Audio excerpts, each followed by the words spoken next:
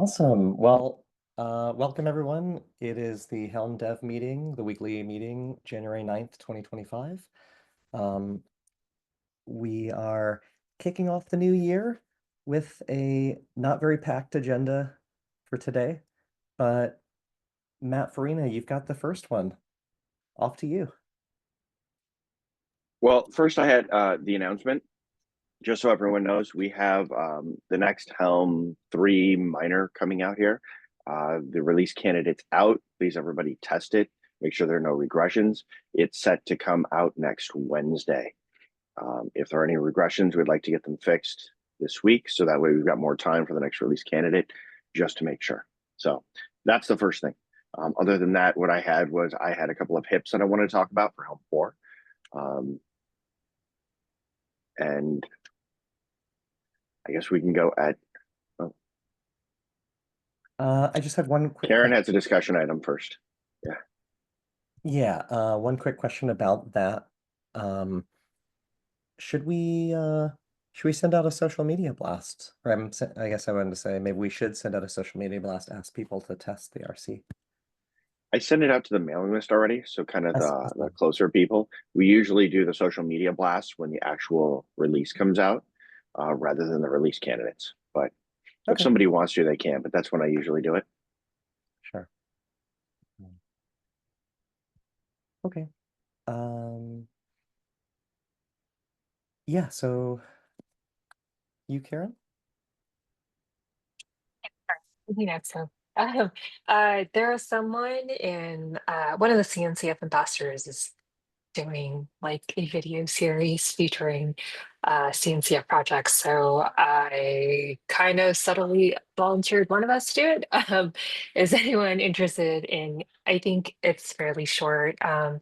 It is okay. Letting a audience know about the category, why it's required. I'll put this in the notes after. Uh, let's say in your case it is Helm. So how is Helm required as a package manager for Kubernetes, underlying architecture, and then a demo and maybe like just some context around other players in the category. So I'm just looking for a volunteer. I guess this isn't really a discussion. Yeah. Um, yeah. Is anyone interested? If so, I will get you connected. I nominate Scott. Okay, cool. I'll be happy to do it. I think I like to work collaboratively. I'm happy to do it myself, but I mean I'm also happy to get the questions out and give them to the rest of the maintainers too. So I can sketch up what I would like to say and then get feedback from everyone before I do it. If you can't find a collab, I'll volunteer, so it'd be a learning experience for me. Cool. Thank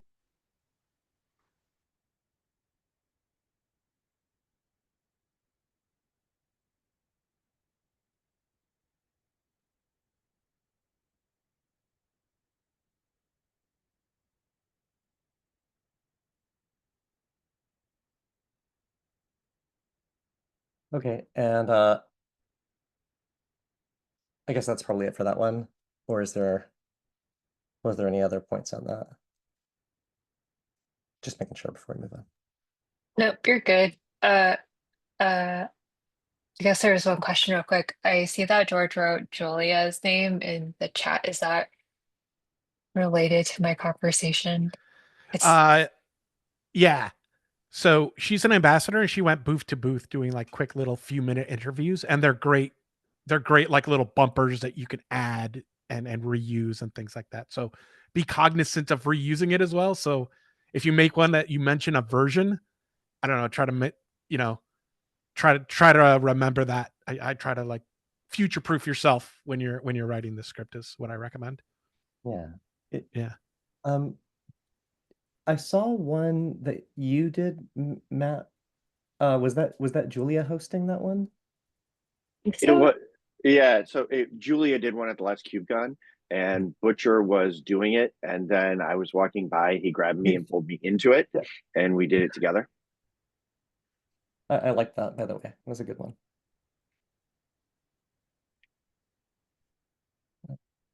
Yeah, good point. George, so okay, yeah, so I put an agenda item on the discussion just now, because I wanted to mention, hey Matt, if in the spirit of what, I just mentioned, and I know we've written things together before, I'd love to. I had some thoughts about the next blog post coming out. You might already have it completely mapped out in your mind, and there's no need for that, but I'd love to throw a sketch your way, or anything that might be handy in what you're already planning to do, if that'd be helpful. Yeah, we can chat maybe after this sometime Okay. today in Slack on it.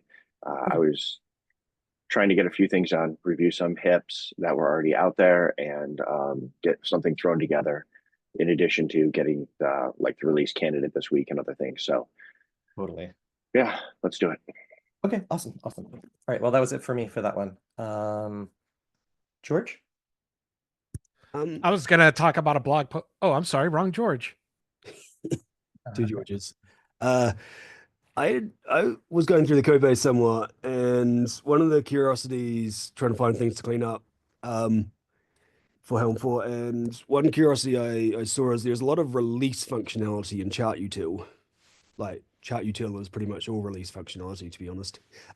So I moved that release related functionality to release util as a stopgap. But I guess my overall general question is I think this is generally a good idea. I don't know if it's really been strongly designed into Helm. Obviously, it's a concept of a chart, and to me, a chart is the package, and then a release is an no, I can't even say that word. A release is taking that chart and making a release into the cluster, of course. So it's like an instance of that release, of that chart rather. So to me, these are different concepts. Yeah, Managing a release util has actually just been utilities around the release object. So you're going to see a release package, just like there's a chart package. And release util has been the supporting utilities for that release package, which is storing a release someplace. By default, it's secrets, but you can even fall back to the old method of config maps. You can use a SQL database. It's in support of that, Okay. rather than everything that has to do with an instance of a chart. And so it had a slightly different purpose. Okay. So that kind of fits in with my question is how much do we want to start to separate these concepts within the Helm code base? That actually gets into my hip and talking about it, because where we package these things is going to matter. So release util was just a thing for like storing the release information. And I haven't fully worked out if we do, and I got a proposal for charts v3 that I want to talk about. If we store it in the same release information, or do we have to have a new release type for that kind of thing? That stuff.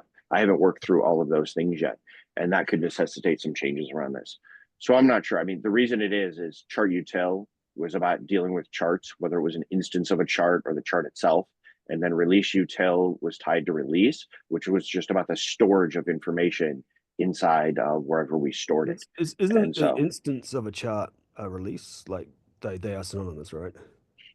Sort of, but where do you store that release? What's the object you store and how do you do it? And that's how these packages were separated initially and why they're there. And that's why there's the chart package and then the chart util and the release package and the release util. Why it all isn't in the chart package and the release package, I actually don't know. Like, why is there a util package separate from the main one? I'm not even sure of that one.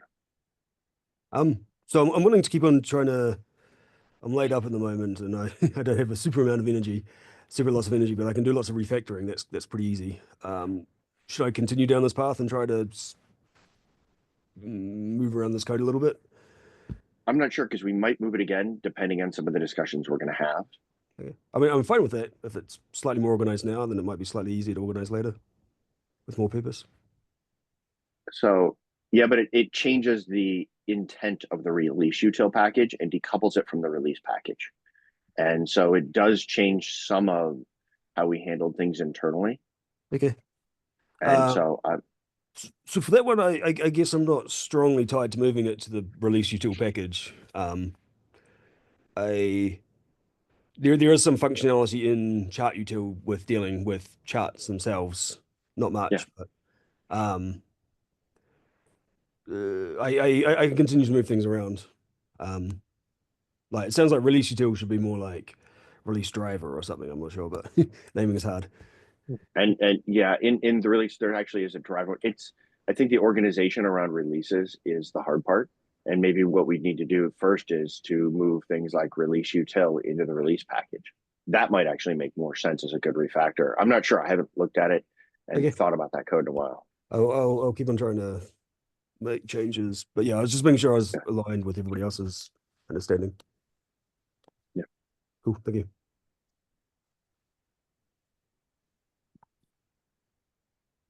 All right. That's great. Yeah. Very interested to join that combo too. George, the other George C. Hey, how's it going, y'all? Just a reminder, I've been working with Robert on a blog post that we want to that I would like to see the Helm project submit to the CNCF blog. We have a draft and all that stuff. I just wanted to remind everybody that KubeCon Europe planning is going to be spinning up, and right now is kind of a dead time, and leading up to KubeCon is going to be busy. So now would be a great time to get the word out, because throughout the year we also have the cloud native events, all of that stuff. And the reason I'm also mentioning this is people like the CNCF talk are asking, they're like, what was this? What was the trick with Helm? Why is Helm doing all awesome? And it's like, we're writing the status report and the blog post together as like one open thing, because we didn't want to write a blog post and then have to write a separate report for the talk. The reason I ask is a lot of projects might want to steal a lot of this stuff. And Orlin and I talked about, hey, I want to bring some of these ideas over to Harbor and stuff like that. So if I've put some things in there that are kind of lessons learned for other CNCF projects, right? Like what we want them to do is, go into the new year being like, oh, Helm did all this stuff. I could definitely bust out some of those things. So just a reminder on that one. My boss keeps asking. You tell him to come talk to me. Yeah, I told him. I was like, "Hey, Robert, slow." No, I got it. But there's some good stuff in there. Like I think it'll bring in a lot of energy and whatnot. So trying to keep the party going. That's all I have. Thank you. Awesome. Yeah. Looking forward to that too. So I think we don't have anyone else who's listed discussion items. So I have two HIPs that I wanted to discuss because they're in the HIP section. We got a section just for HIPs, and there's two design proposals. They may take longer than this session has. Yeah.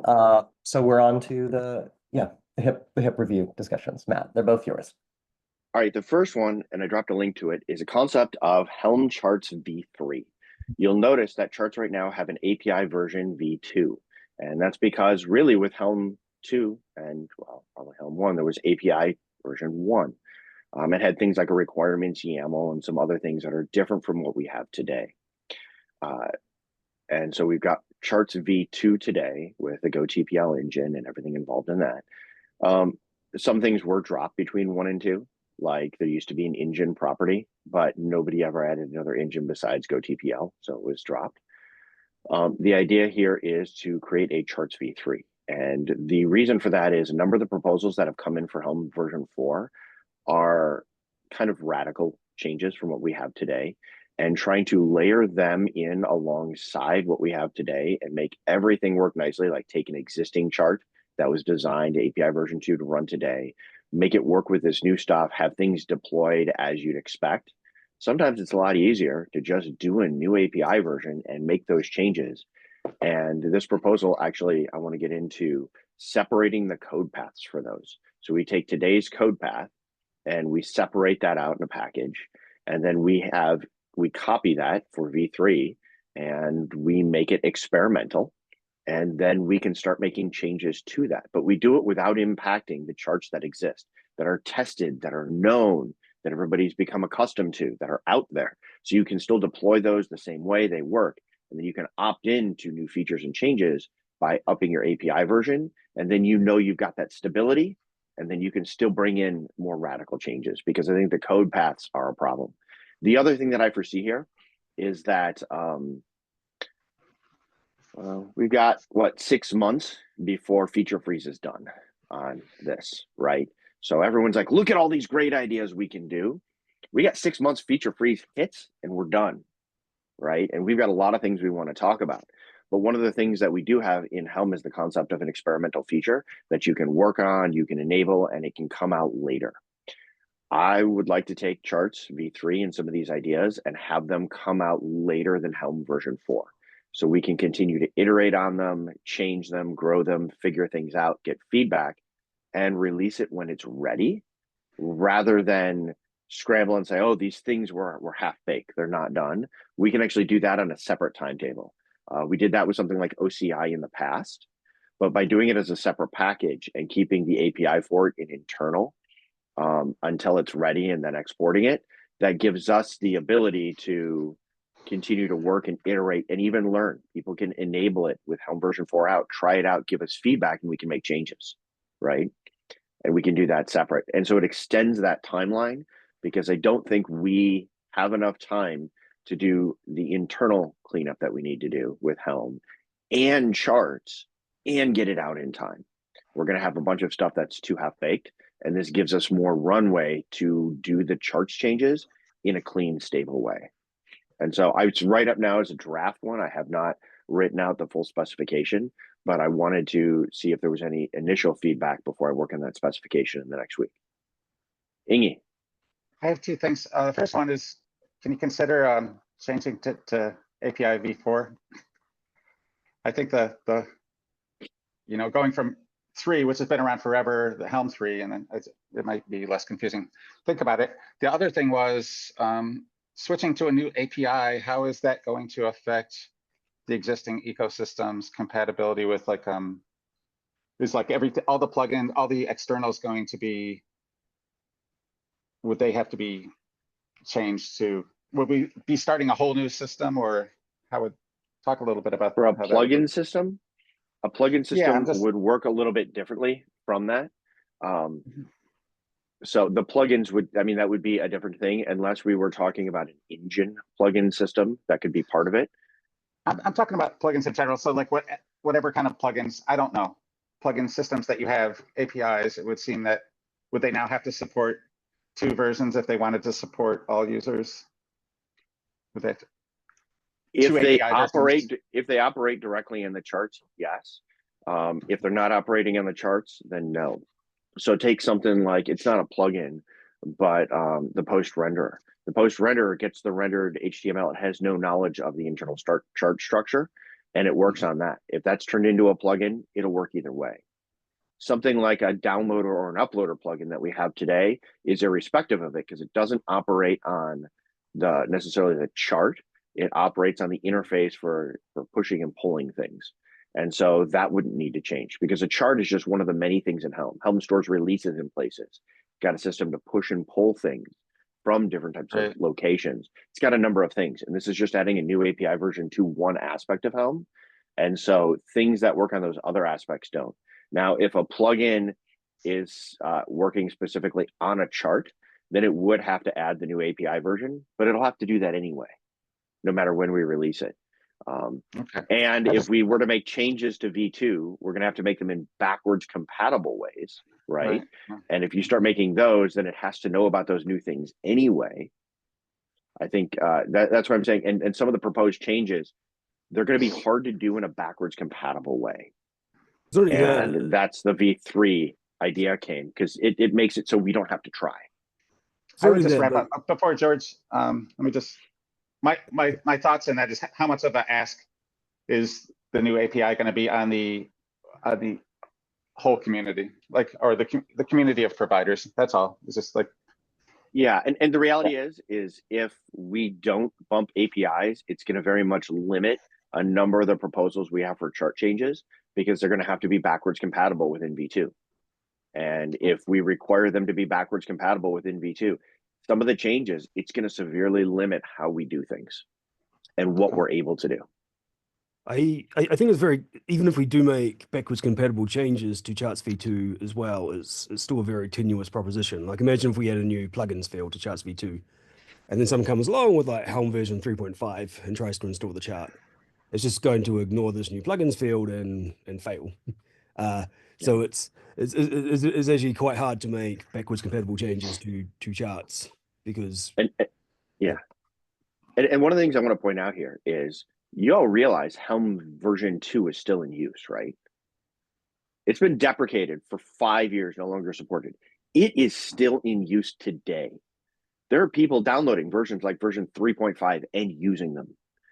And so one of the things we can do is we can signal, hey, this breaking change without breaking them, because people, they don't upgrade Helm the way you'd want or expect. And this Matt, is a cleaner way to do it. But there's 800 billion last time I checked lines of COBOL running in the world. So yeah, people, there you go. So my proposal is to do this. And ultimately, I want to break out the existing way we do things into kind of a stable package set, and then create a copy that for V3, put that in internal, so that way we can make API changes as we go, and then work on that over time, and just start with where we are today, and then we can make Brazen changes to it, right, as needed, but also do it as an experiment, so that way we give ourselves more time than this 6-month window. I definitely second that. yeah, certainly. I mean, that's why I started looking at moving release functionality around, because I wanted to try and isolate at least the charts, access of the chart object, and what do you want to call it, functionality into its own place. Yeah, and we may want it. When I looked at your code, I looked at things like moving the default capabilities around.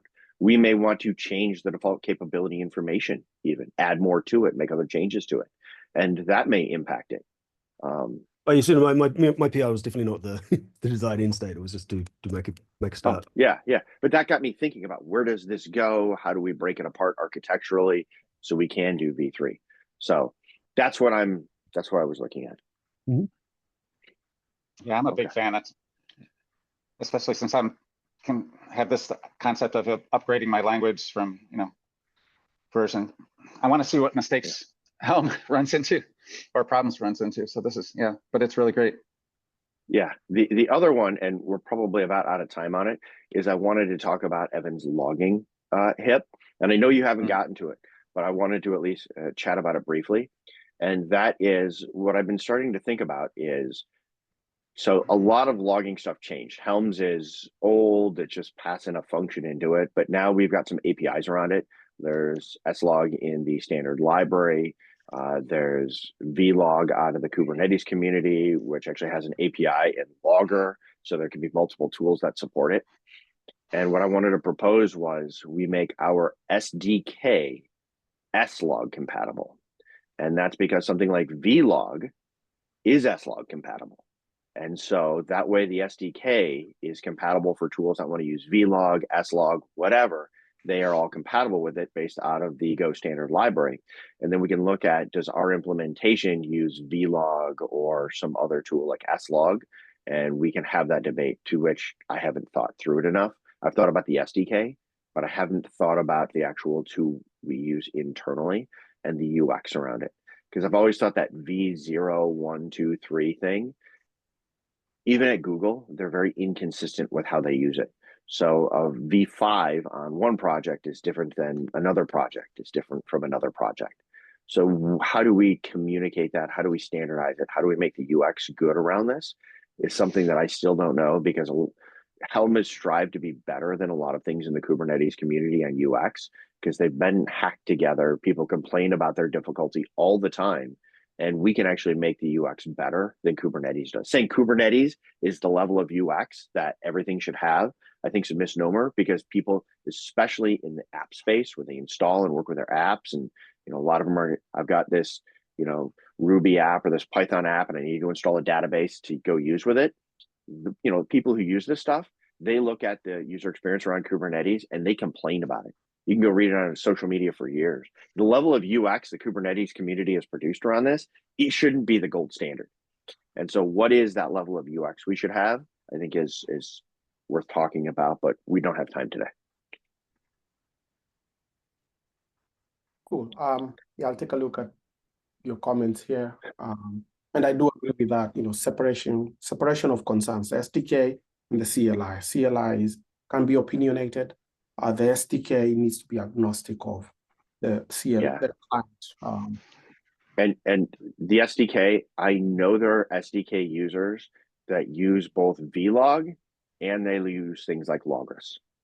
And so being able to support cases like both of those easily is my goal with the SDK, or anybody can debate me, but I'd like to make all of those situations. And slog seemed like the most compatible because vlog, Logos, all these things have made slog compatibility a priority. And so that seemed like the one to go with for an API. Yeah. All right. Well, All right. So Scott, I'll turn it back to you to do. Perfect. Thanks a lot, Matt and Evans for starting that. Good thoughts. So we just need now we need assignments for the next call. I'm gonna skip the shout outs and social media amplification for now. If you do have other shout outs and things, just ping them and we'll make sure to save some more space for that next time. Who wants to moderate next week? Where you go? Was that Robert? I can do it. Okay. And notes? Sure, I can. Okay. Who would like to do issue triage? Who's able to do that this week? I was having a look, and I think there's quite a lot, so I'll try and work through some of those which have been neglected. Awesome. And PR review?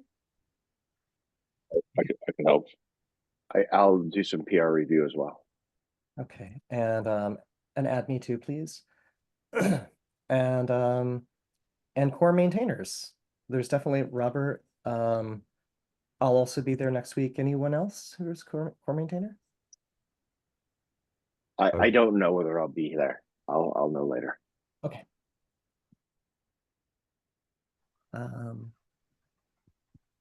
Okay, so I think we're wrapped up then for that. Thanks a lot. And we'll see you all on CNCF Well, Slack. Ingy's got his hand up. Oh, I didn't see that. Thanks, Matt. Ingy, we still have time. Thanks, Scott. I was inspired by you saying that you like to pair, and I was wondering if maybe it would be good if we had a Slack room for people working on this, such that when, like, the triage and the issues and the things we were just talking about, if somebody wants to pair, when they do that, they can go in there and put out an announcement and people can jump on or whatever. So it's just gonna be like impromptu. Like because I would also like to pair and stuff, or just be a second thing. So if like George was going to do triage or something like that, and you wanted some help, he could say, I'm doing triage now, and then I'll just jump in. Yeah. I'll ping you. I tend to do it in quite short bursts, but yeah, I'll try and loop you on. But could we make some kind of room for that, or what do you think? We can just use this room. It's the easiest option. Yeah. And, no. I mean, Slack, you mean in Slack? There's a Helm dev room, and it might be best to do it in there. In Kubernetes Slack, there's a room called Helm-dev, and that's the room targeted for the development of Helm itself and our tools. Yeah. So that might be a good room to use. Yeah, I was just going to ping you directly on Slack as well. That was my intention. Second that. I think it's a great idea, Matt, because then anyone else who wants to join in, if any of us want to do that, we could go ahead and do it. And I'll try to do the same as what George is saying. All right. We're only 1 minute over, but I think it was worth it. That's a really good suggestion, Ingy. So we'll see you on Helm Dev Slack and Kubernetes Slack for those of you who weren't sure what Matt meant. It's slack.k8s.io. We'll get you self-registered, and we'll see you there. And see you next week. Bye. Bye.